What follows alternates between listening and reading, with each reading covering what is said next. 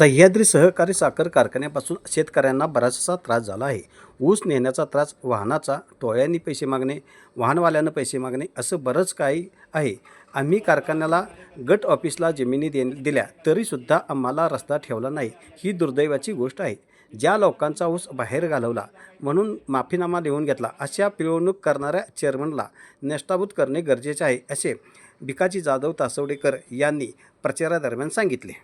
मी भिकाजी तुकाराम जाधव तासवडे, सह्याद्री सहकारी कारखान्यापासून शेतकऱ्यांना बराचसा त्रास झालेला आहे. ऊस नेण्याचा त्रास, वाहनांचा, टोळ्यांनी पैसे मागणं, गाडीवाल्यांनी पैसे मागणं, हे असं बरंचसं काही आहे. आणि आम्ही स्वतः जवळजवळ कारखान्याच्या गटापीसाला जमीन दिलेली आहे, तरीसुद्धा आम्हाला रस्ता ठेवला नाही. ही एक दुर्दैवाची गोष्ट आहे.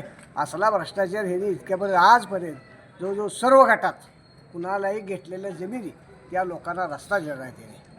ही एक खंत मोठी आहे. तर ह्या अशा लोकांना बाजूला करून आपलं आता आमदार मनोजदादा घोरपडे यांचं पॅनल जे आहे ते त्या सगळ्या पॅनल संपूर्ण पॅनल निवडून यावं असं आणावं जनतेनं. महत्त्वाचा प्रश्न असा, हायवेच्या कामानिमित्त तासवडे गावातून पश्चिमेच्या बाजूला जाणारा रस्त्याला म्हणजे पाईपलाईन होत्या, त्या रस्त्यामुळे पाईपलाईन तुटल्या गेल्या.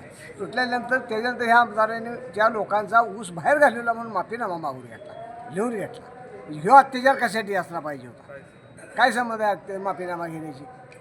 काय अशा पिळवणूक करणाऱ्या चेअरमनला नायस्ताभूत करणं गरजेचं काम आहे आत्ता सध्या.